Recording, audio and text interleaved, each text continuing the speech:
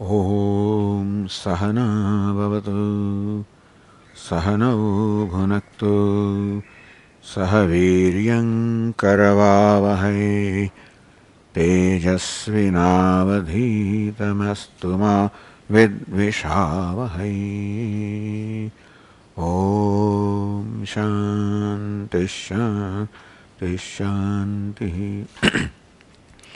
Om Purnamadah Purnamidam Purnat Purnamudachyate Purnasya Purnamadaya Purnamevavashishyate.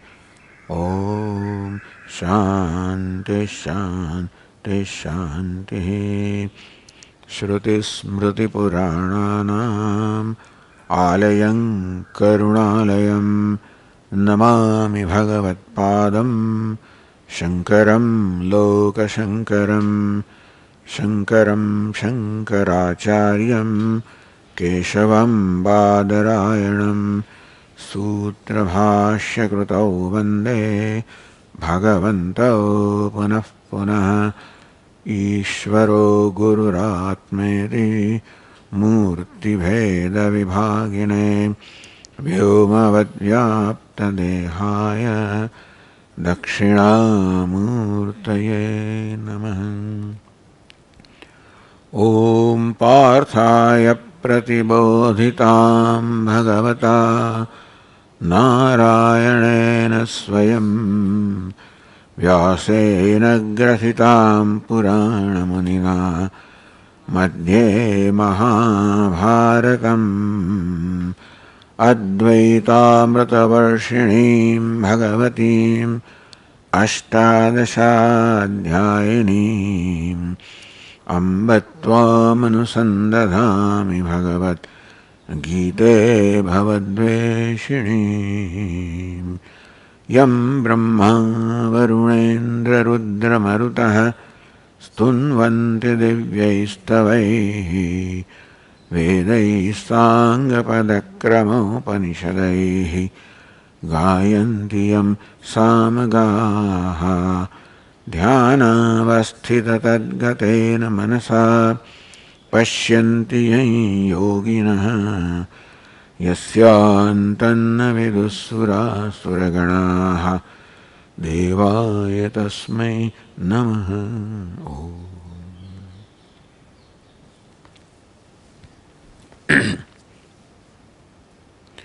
Greetings to everybody. Welcome to the Bhagavad Gita weekend class. We are in the 7th chapter of the Bhagavad Gita. Here Lord Krishna says, Jnanam teham savijnanam idam vakshami asheshataha. Lord as Pratigna makes a proposal. Asheshataha vakshami. I will tell you in its entirety.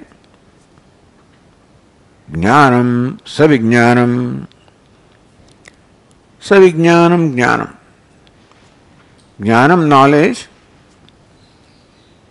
Vijnanam can be said as the means of gaining that knowledge.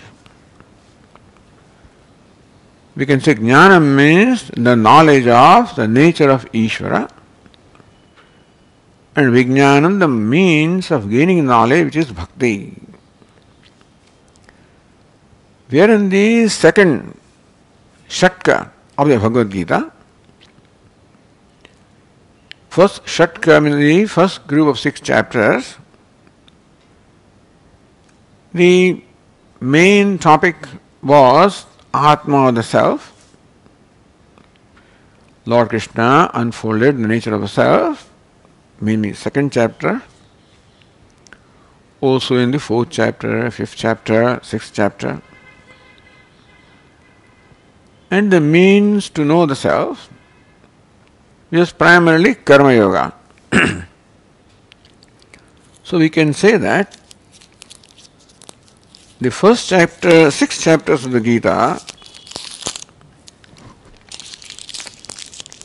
were devoted to unfolding the nature of Atma, unfolding nature of self, and also unfolding the means to gain that knowledge, karma yoga, dhyana yoga. In the technical language, you can say that Lord Krishna unfolded the Tvam-pada in a Mahavakya, Tattvamasi. So this is the theme of all the Upanishads. All the Upanishads, or even the entire Veda, has this one truth to convey, Tattvamasi, that you are Brahman, you are limitless, you are whole and complete, which is the teaching quite contrary to what we take ourselves to be. Since we, the human beings, by nature, by default, from the birth, take ourselves to be a limited being, a lacking, wanting, inadequate being,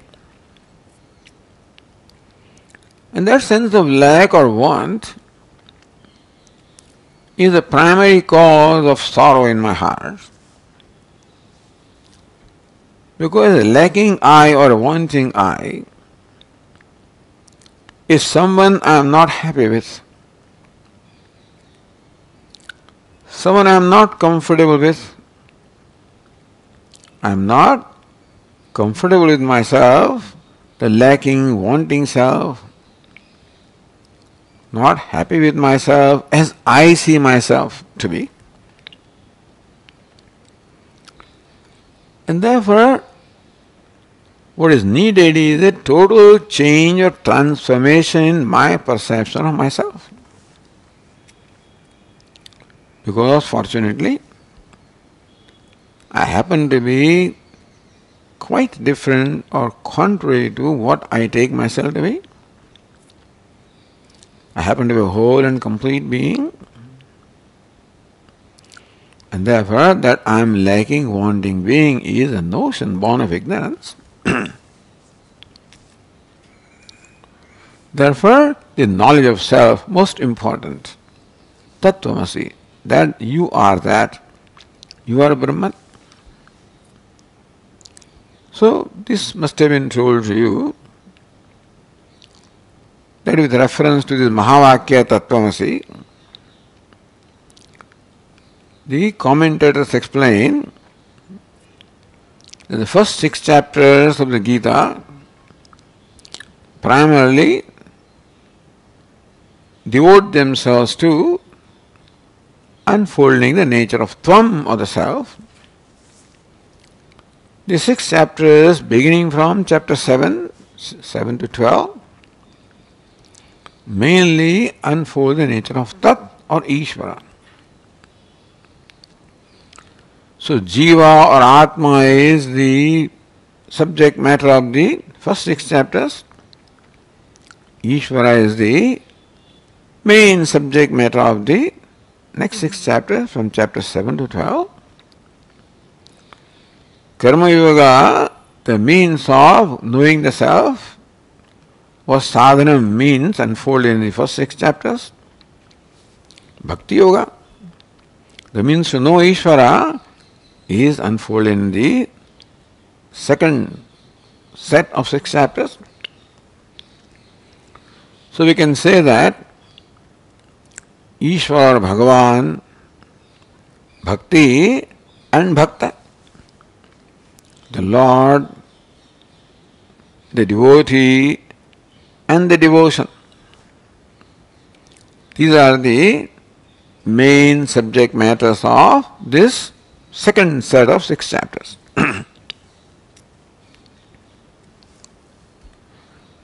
And this is the pratigna, the proposition that Lord Krishna made in the second chapter, second verse of this seventh chapter.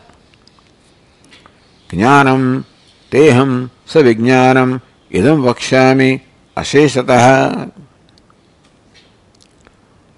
Lord is an extremely kind teacher. He is a father also, the teacher also, everything for Arjuna, for the disciple. And therefore, it is very clear that Lord Krishna's agenda or desire is to make Arjuna free. Make Arjuna attain the goal of life, which may be simply stated as freedom from shoka and moha, grief and delusion. And as we said, the shoka and moha, the grief and delusion, have no valid reason to be there in me based on what my true nature is. And thus Vedanta explains that shoka and moha, grief and delusion, are the product of the ignorance of the self, ajnanam, ignorance of my own essential nature, gives rise to these false notions or false perception of myself. Similarly then, my perception of the world and my perception of Ishvara also are more or less determined by my perception of myself. So just as I entertain false notions about myself, I also entertain false notions about the world that I interact with and false notion about Ishvara, the Creator. So false notions about the self, we can say were addressed in the first 6 chapters, and we can broadly say that the false notions about Ishvara and universe are addressed in the 6 chapters from 7 to 12, broadly speaking,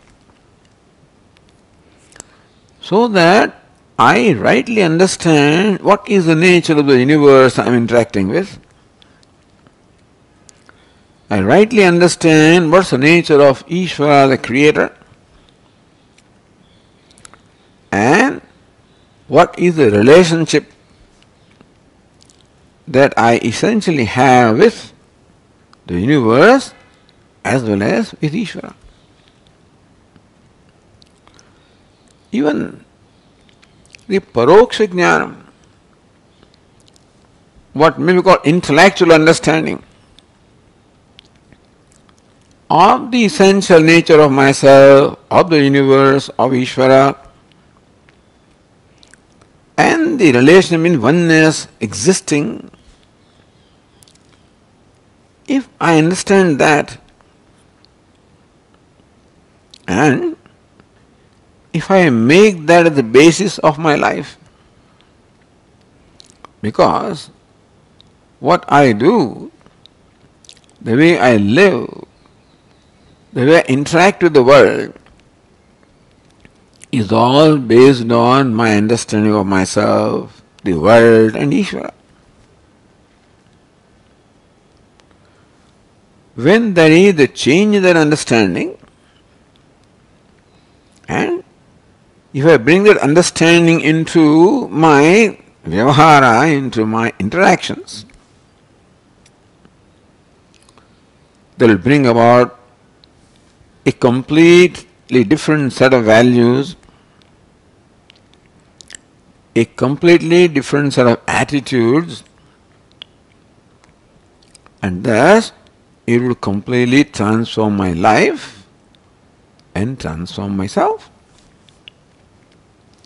So even the so-called paroksha jnanam, an intellectual understanding itself is extremely important to help me slowly change my attitudes, values, and thus bring about a change in myself. That creates a background for aparoksha jnanam or immediate knowledge. So paroksha jnanam and aparoksha jnanam, these are the terms that are used. Paroksha jnanam, intellectual knowledge. Aparoksha jnanam, immediate knowledge. Jnanam, teham savijnanam. Either word jnanam and vijnanam could be interpreted to mean paroksha and aparoksha jnanam, or jnanam and vijnanam. These words can also be interpreted to mean jnanam means a knowledge and vijnanam means the means to gaining that knowledge. So, what Lord Krishna is going to unfold in this chapter is both jnanam as well as vijnanam. In the early part of the 7th chapter, we will find jnanam, unfoldment of the nature of Ishvara. In the later part of the 7th chapter, we will find vijnanam, the means of bhakti or devotion to the Lord, which is the means of the knowledge. So there is one interpretation of the words jnanam and vijnanam. Other interpretation also is jnanam and vijnanam. Jnanam, the knowledge or consciousness, which is the essence of the knowledge, and vijnanam. So vividhena, so then V means that vividhena, that jnana of knowledge manifests in various ways. How jnanam or consciousness of the Lord manifests variously as the universe. So that also we are told that what is one principle called jnanam, and we will see that the primary meaning of the word jnanam is consciousness. Even though the word jnanam of the knowledge is used for ghatagyanam, patagyanam, knowledge of a pot, knowledge of a cloth. But if we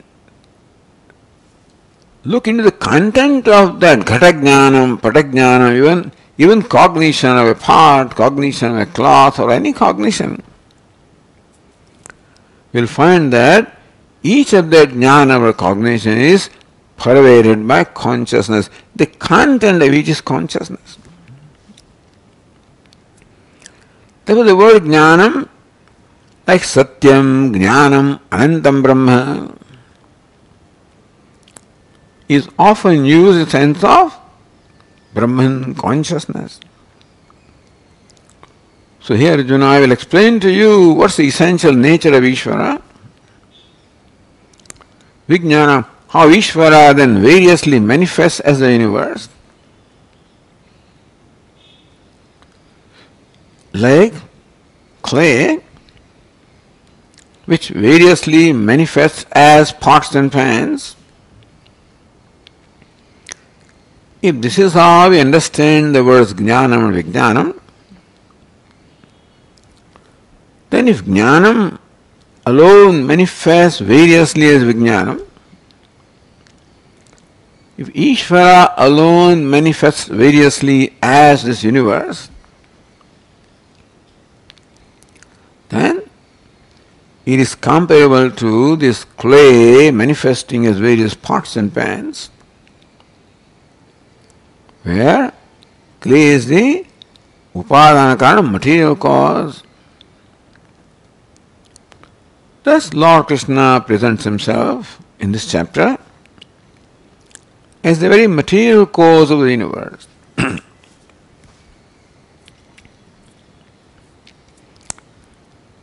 And this is the proposition Pratigna in the Upanishads. Yena ashrutam shrutam bhavati, amatam matam, avijñātam vijñātamiti. This is how the Chandogya Upanishad, 6th chapter, explains to us how by listening to this everything as well becomes listened to. By Shravanam, Mananam, Nididhyasanam of one becomes also Shravanam, Mananam, Dhyanam of everything. Because that one alone is everything. Just as by knowing the clay, the material cause, we essentially know all pots and pans, not in detail but essentially. So also by knowing Ishvara who is Jnanam, we know essentially everything. Jad jnatva nebhuyonyat jnatavyam avashishyate. Second line of this second verse said, Yad jnatva, knowing which or gaining which knowledge? Iha bhuyaha anyat jnatavyam na avashishyate. Here in this universe, in our life, anyat jnatavyam na avashishyate, knowing which there remains nothing to be known, meaning that knowing which everything as well becomes known. So this pratigna of Lord here is very similar to the pratigna of the Upanishads. In Chandogya Upanishad we find that, in Bhagavad Upanishad we find that, in Mundaka Upanishad we find that, Kasmin bhava vijñāte sarvedam vijñātam bhavati iti saunako haive mahasalaha. There, Mahasala Shaunaka, sage Shaunaka, approaches the teacher, Angiras, and asks, O Venerable Sir, what is it knowing which everything as well becomes known? In Chandogya Upanishad also there is a pratigna, by listening to which everything becomes listened to, meaning by knowing which everything becomes known. Also in Bhagavad Upanishad, Bhagavad Gita, na anyat jnatavyam avashishyate, knowing which, knowing Ishvara, nothing else remains to be known. Now nothing else remains to be known also is equivalent to saying nothing else remains to be done. Because usually in our day-to-day life, we want to know things in order to perform an action, to acquire something, to give up something. And thus, when you know what is all to be known, then nothing remains to be done as well. Knowing which, nothing remains to be known. Knowing which, nothing remains to be done. In the 15th chapter, Lord Krishna says, Etad buddhva buddhiman syat krita krutyasya bharata. He Bharata, he Arjuna, Etad jnatva buddha, knowing which buddhiman syat. Human being becomes buddhiman, possessed of buddhi, possessed of intellect, possessed of knowledge. Buddhiman. Buddhiman is one who possesses buddhi in a very exalted manner. That matu pratyaya is not simply in possession, but possession in the sense of an exalted manner. He is buddhiman in a real sense. Kritakrutyasya bharata. He Bharata, he Arjuna, he becomes kritakritya, meaning that he has done all that needs to be done. So knowing which, everything as well becomes known. Knowing which, everything is as well done or accomplished. So whatever it is that a human being is striving in his life, all that becomes accomplished, fulfilled by this knowledge. That is how in the second verse of this chapter, Lord Krishna praises this knowledge, extols this knowledge, in order for Arjuna or for all the listeners to recognize the value of this knowledge. How valuable this is. And in more than one places in the Bhagavad Gita, Lord Krishna himself praises what he is going to impart to Arjuna, in order that Arjuna recognize the value of what he is getting. That we as listeners should understand the value of what we are getting. How precious this knowledge is, how fulfilling this knowledge is. So more we are aware of the glory of this knowledge, more we understand how great a blessing this is, more enthused and motivated we become to gain that knowledge. And then also, more committed we become to prepare ourselves in whichever it is necessary to gain this knowledge. If knowledge is sadhyam, and then sadhanam, whatever is required to gain that knowledge, also we strive to. We strive to gain the qualification, make ourselves qualified and mature. The third chapter again, in a negative way, in this, not third chapter, third verse. The second verse and second line, Lord Krishna praised the knowledge. The third verse, Lord Krishna condemns the opposite. This is the style called Arthavada. You praise whatever it is that you want to emphasize or want others to do, and condemn the opposite. Therefore, they say that the Shastra or scripture, the ninda or censure or condemnation does not have the purport in ninda. Ninda or censure is meant to help us avoid something or recognize the importance of something. And therefore in the third verse Lord Krishna said, Manushyanam sahasreshu kaschit yatati siddhe. Here Arjuna, how rare this knowledge is. And it is for to make Arjuna recognize that he is one of those rare ones. Not to discourage Arjuna, oh, it is very rare, then Lord, what shall I do? No. Even though it is rare, you are one of those fortunate few who have the privilege of receiving this teaching. Manushyanam sahasreshu kaschit yatati siddhe. Manushyanam sahasreshu.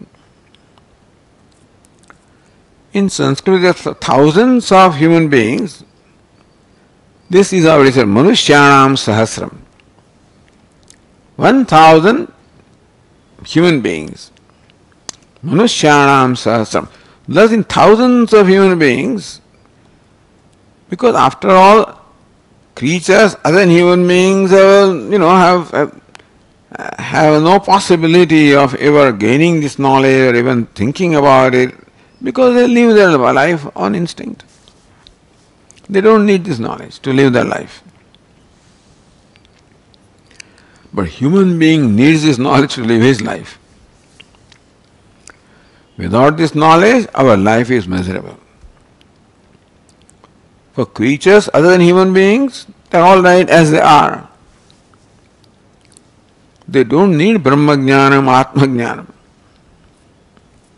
Because they are not evolved enough to have shoka and moha. They do not suffer from grief and delusion. And therefore, ignorance is bliss. They are quite comfortable being what they are. Whereas human being is not comfortable with what he is, not happy with himself. That's what causes grief, because of moha, that is not knowing one's true nature. But then, everybody wants to become free from grief, no doubt. We constantly strive to become free from dukkha, sukha prapti, dukkha nivritti. Every creature instinctively tries to become free from dukkha or pain and accomplish sukha or pleasure. So does human being. But mostly people do not know how to become free from dukkha and how to become happy. And therefore, in the process of avoiding dukkha, they invite dukkha. In the process of being happy, they wind up being unhappy. Because their viveka is not there. And therefore, most people have no idea at all about this. They do not recognize the value of this knowledge. If most people don't have an opportunity even to be exposed to this. Kathopanishad says, Shravanayapi bhumiryo nalabhyah Shruvantopi bho yanna vidyuhu Shravanayapi bhumiryo nalabhyah. This Atma or the Self is not available to many even for listening to, meaning that most people do not have even an opportunity to be exposed to this. They don't have a value also, and therefore they have no opportunity ever to be exposed to this teaching. Shrunvantopi baho yanna vidyuhu. And Kathopanishad says that even of the many who listen to that, there are very few who really come to know. Thereby,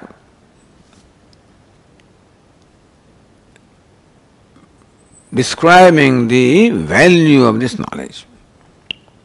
The durlabhatvam, how rare this knowledge is. Not to discourage us, not to discourage Arjuna, but to make Arjuna understand how fortunate he is. So thus, in these 3 verses, Lord Krishna established the importance or value of this knowledge. Also made a proposition of what he is going to unfold in this chapter, Jnanam and Vijnanam. So then from the fourth verse, the Jnanam, meaning the unfoldment of the nature of Ishvara, begins from the fourth verse. That unfoldment will continue.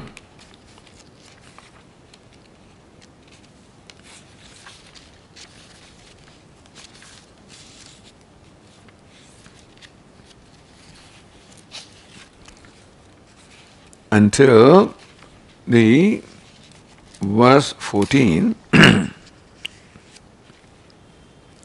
and then the Vijnanam, the Bhakti will start.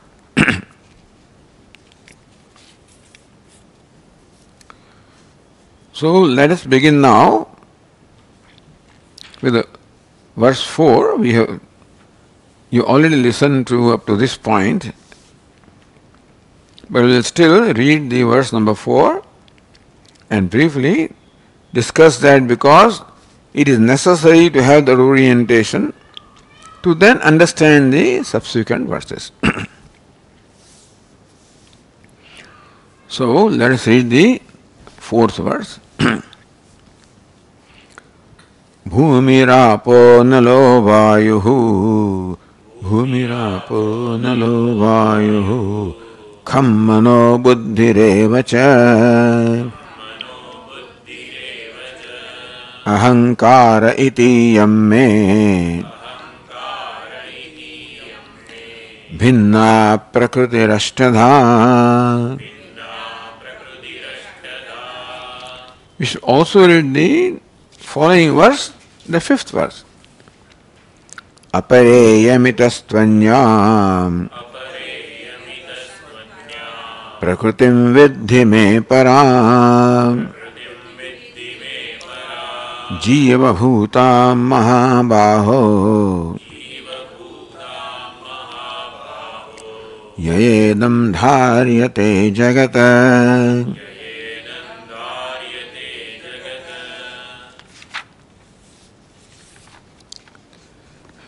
In these two verses, verses 4 and 5,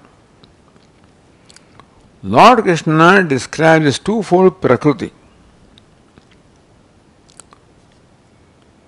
twofold nature, Apara Prakriti, the inferior Prakriti, and Para Prakriti, the superior exalted Prakriti.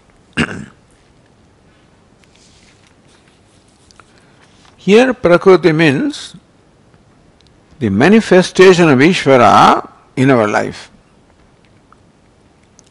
Ishvara manifests as Apara Prakriti, Apara inferior, lower Prakriti, the nature, Ishvara, and Lord Krishna talks as Ishvara. Lord Krishna talks about as Ishvara as Brahman possessed of the attributes of creator, sustainer, dissolver. And also Lord Krishna talks about Nirvishesham Brahma, the very adhishthanam substratum. Therefore, when Lord Krishna uses the pronoun aham, we should understand in which sense that pronoun aham or I is used by Lord Krishna. In these two verses, Lord Krishna describes himself to be the cause of creation. You must have heard this a number of times, that any creation calls for or requires a twofold cause called the material cause and the efficient cause. Just as this pot, for its creation, requires a twofold cause.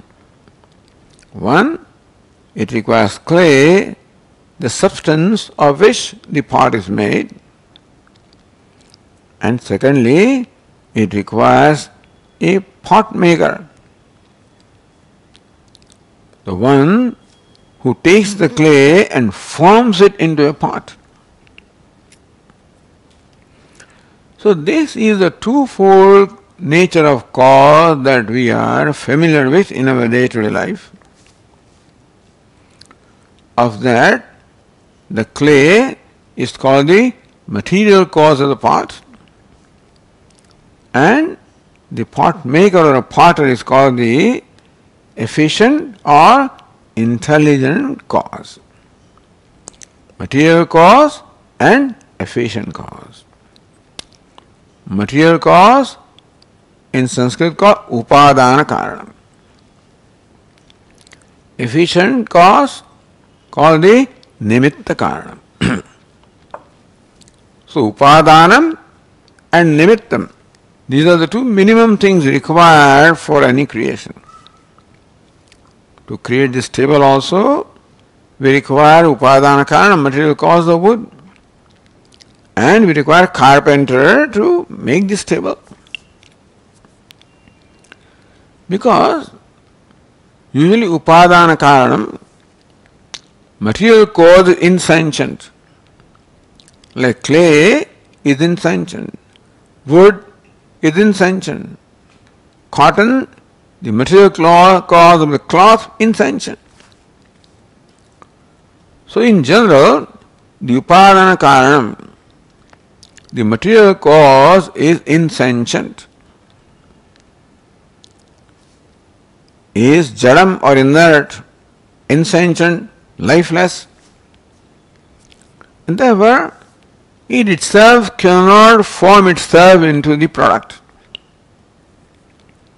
Meaning that the clay does not have the intelligence of that kind, that an ability to form itself into a pot. Clay requires a pot maker who has intelligence and also the skill and the power to create the pot. All of this is well known to you. I am not going to elaborate too much on that because you will get bored. But still we have to review that here because that is the theme here of these verses. That universe also is a product, is also sarjanam, also is a creation. And we can arrive at that conclusion that the universe that we interact with, including ourselves, is a creation, is created. Because of various reasons that are cited to conclude that universe is created. Number one, it is an assembly of a number of components. Like a house is an assembly of number of components like the walls and the columns and the beams and so forth. And each of these components is insentient, therefore you need some sentient conscious entity such as Devadatta to put it all together to make a house. Devadatta creates house, does not become the house. In our common experience, Devadatta remains separate from the material of the house, takes the material such as the bricks and the concrete and mortar and whatever, and then forms into a house. Like a pot maker takes this clay and forms it into a pot and pan. Because the material cause such as clay is insentient, it requires a sentient or a conscious entity such as pot maker to form it into an intelligent creation. So pot is a deliberate and intelligent creation. Why deliberate? Because someone says a pot maker. Deliberate. Let me make a pot. So Kamayata Upanishad also says, Ishvara also deliberated. The Daikshata, but Ishvara also deliberated, saw. Bhusya, may I become many, may I create. That's the way of telling a story. I mean, you don't imagine Ishvara thinking, etc. But idea is that creation is an action. And action presupposes a desire. So universe is a creation, therefore, that the creator must have desire, so kamayata bahusyam. The creator deliberated, may I become many? Why does it say, may I become many? Because before creation, there is no one other than him. Sadeva Somya idam agrasit ekameva dvitiyam. Chandogya Upanishad says, idam, this whole universe, agre, before its creation, ekam sat asit, it was nothing but sat or existence, sat, existence, Brahman. Ekameva dvitiyam, one without a second. So this universe, before its creation, don't say there was Brahman before. This universe itself before its creation was Brahman. Sat, which also means Chit or Ananda. Ekameva dvityam, one without a second. All there was before universe was Brahman, Satchidananda, whole one, limitless, complete truth, or the absolute reality. And why does the Upanishad say it in this manner? Why should Upanishad say that this universe before its creation was one non-dual Brahman? Do you think that now there is duality after creation? But Upanishad says the universe was one non-dual Sat, existence or Brahman. Before it was created, it was this. That means that, now, this is a way to describe the cause. That someone can say that this pot was clay before its creation. Thereby conveying that clay is the cause of the pot, because cause pre-exists the effect. So here, the clay pre-exists the pot. So you can say the pot was clay before its creation. Then what is this pot after the creation? Is it something different from clay? When the pot maker formed this pot from the clay, did he add some other substance other than clay? No. If you had seen that lump of clay before the creation of pot, then you know what clay is. And then when you see a pot, then recognize that this is clay. I had already seen this before its creation, before the formation of pot. So in the so-called pot, the clay aspect is what it was before. Meaning that no substance is added. The clay itself has become a pot, you can say. Similarly, that Sat, one without a second. Brahman, one without a second, was all that there was, and from there the universe emerged, then the only thing that makes, only way it can be explained is that just as the clay itself becomes a part, the Sat, Brahma, one without a second, Satyam, Jnanam, Anantam, the truth, intelligence, the limitless, itself became the universe, created the universe. Now the point is, how can Brahman create anything? A pot maker can create a pot. Because pot maker has hands and legs and he has various accessories such as a potter's wheel and what is all required to create a pot. Where the clay is different from the pot maker, the material cause is different from the efficient cause.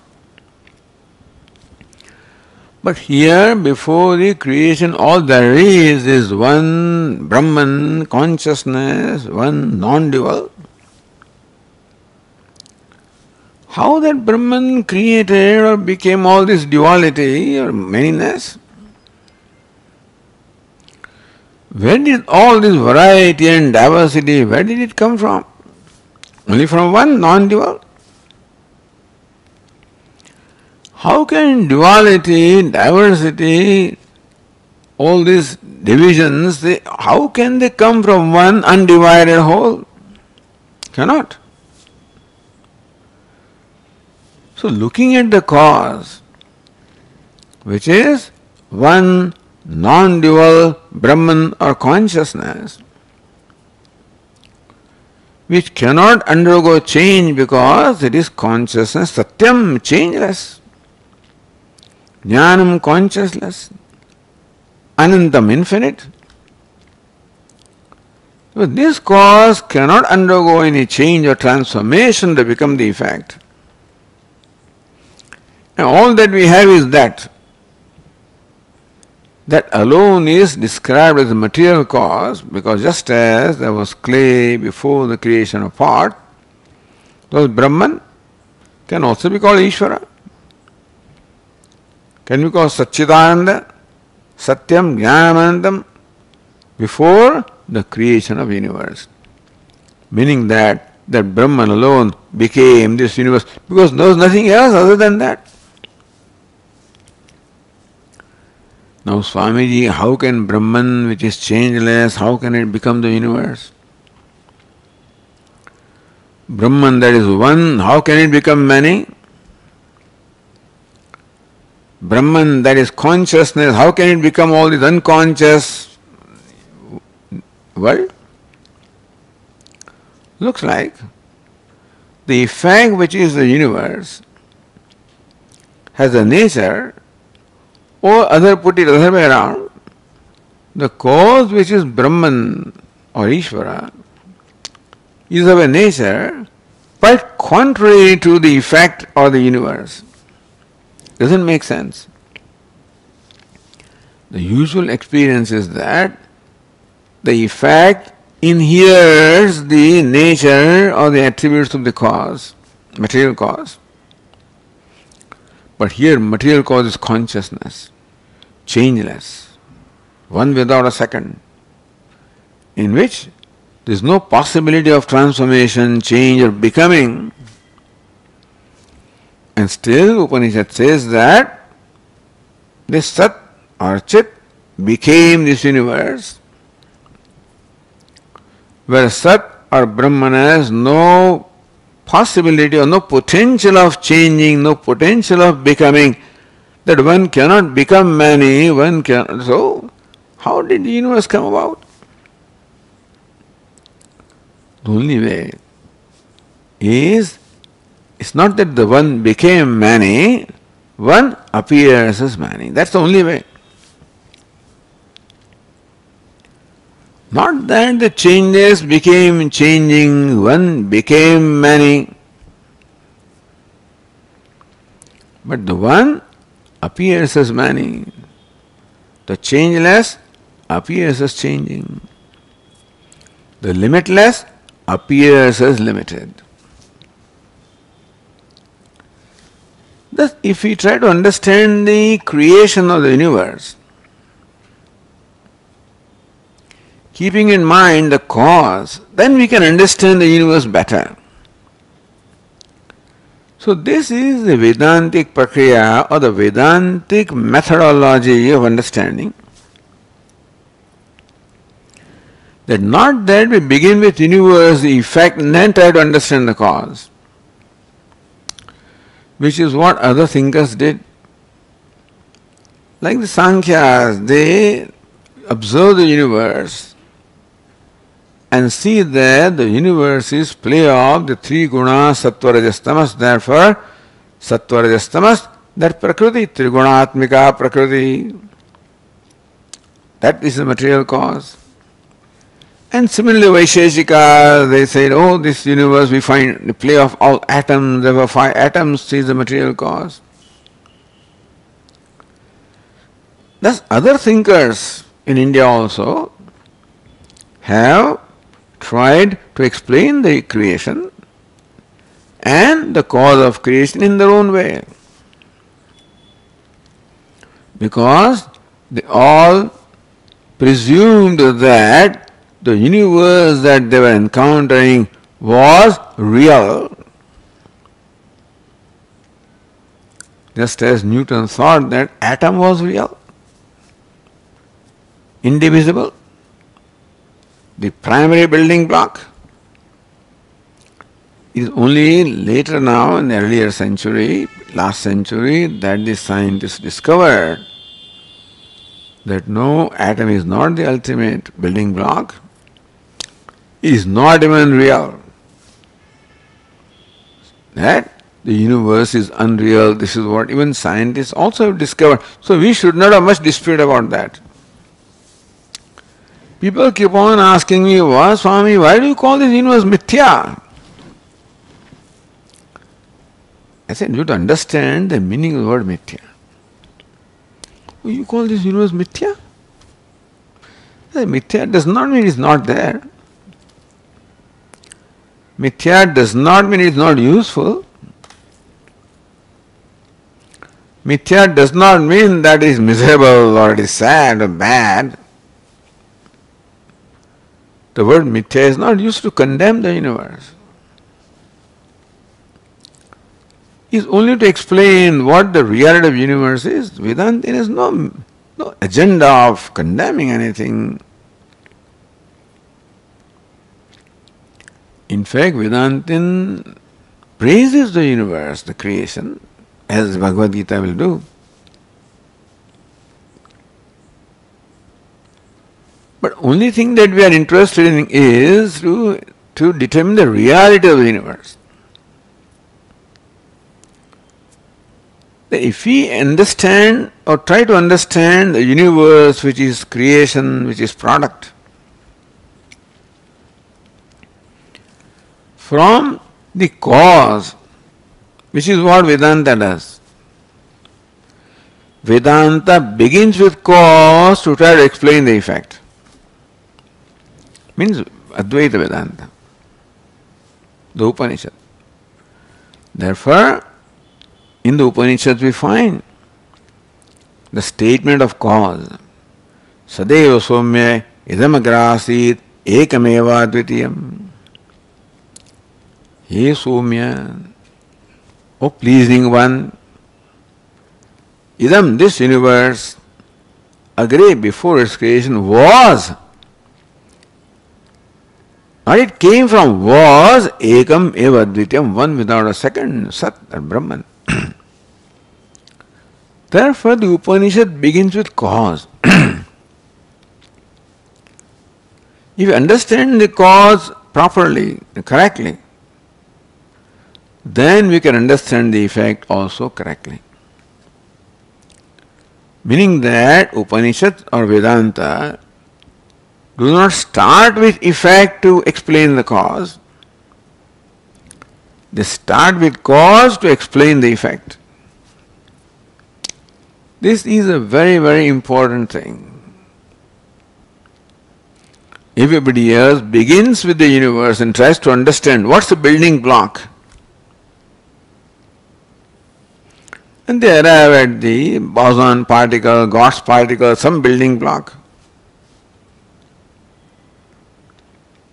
But Vedanta says, start from cause to understand the effect. We have no issue with what science does, it's all wonderful and we are very happy in accepting what they say. But the word prakriya or methodology is different, that's all I can say. I should not say Vedanta is not science, etc. But the prakriya or method of science is different and method of Vedanta is different. Science begins with what they observe, the effect, and tries to arrive at the cause, as everybody did in India also. The Sankhyas, Vaisheshikas, all of them also began with the effect to arrive at the cause. But Vedanta, Upanishad begins with cause to arrive at or explain the effect.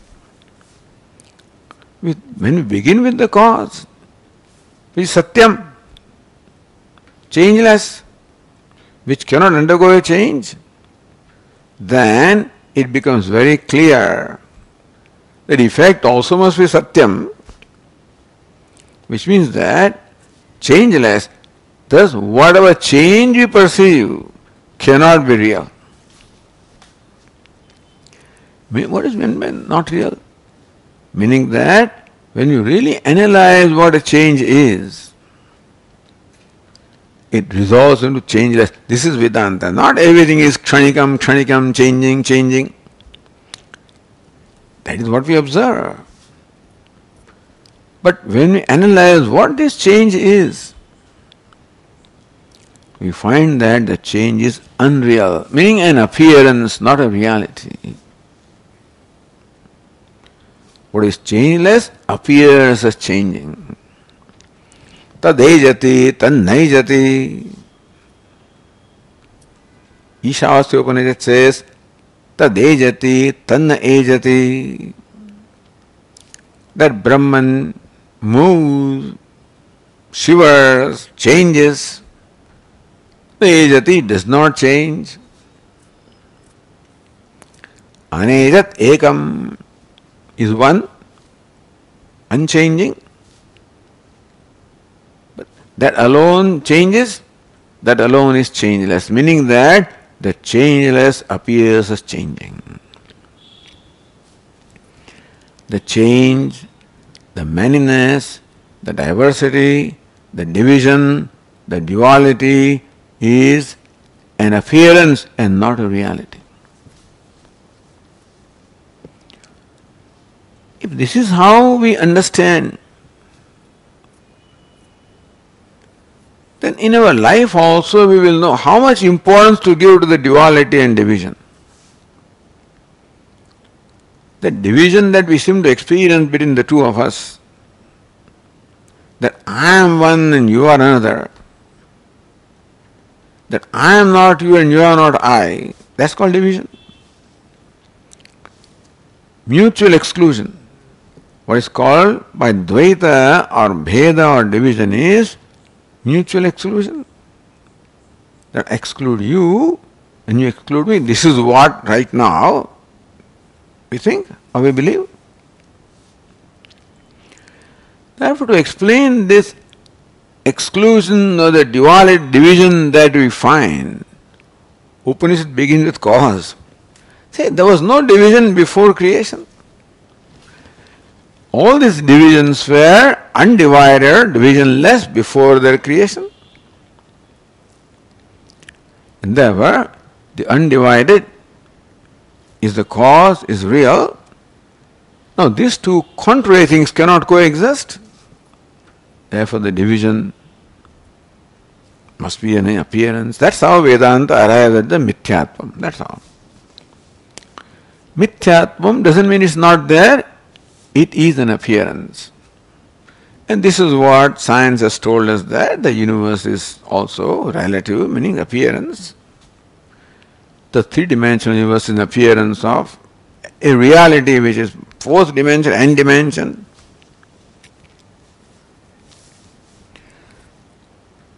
Now, this is what Lord Krishna also wants to unfold here. Except that Lord Krishna begins with effect and then declares what the cause is. In the verse number 4, Lord Krishna described, and the first word of the fifth verse, apareyam, apareyam, aparayam. First two words. Yam apara, this is inferior. So what the fourth verse describes is apara prakriti. Bhumihi, apaha, analaha, vayuhu, kham. There's the five elements. Manaha, buddhihi, ahankara. So in a simple way we can say that these five elements make up the tangible gross universe, my gross body. And manaha, the mind, buddhi, the intellect, ahankara, the ego. These make up the sukshma shariram or subtle body. So this aggregate or sanghata of gross and subtle bodies is called bhinna prakriti ashtadha aparayam. My inferior prakriti, my inferior nature, or my inferior manifestation. So Lord Krishna says that I am manifest as the universe, and the universe is now classified as consisting of para prakriti and apara prakriti. The superior prakriti, the superior nature, and the inferior nature. Prakriti also means the so cause, superior and inferior. Thus in the fourth verse we are told that this universe that we experience, including our own body, mind, sense complex, is apara prakriti, is the inferior prakriti, inferior cause, consisting of the gross body of five elements, gross elements, and subtle body consisting of the manaha, the mind, buddhi, intellect, ahankara, ego. So this is how Lord Krishna begins with the effect here, and then declares what the cause is. So we'll take a break here and continue in the next class.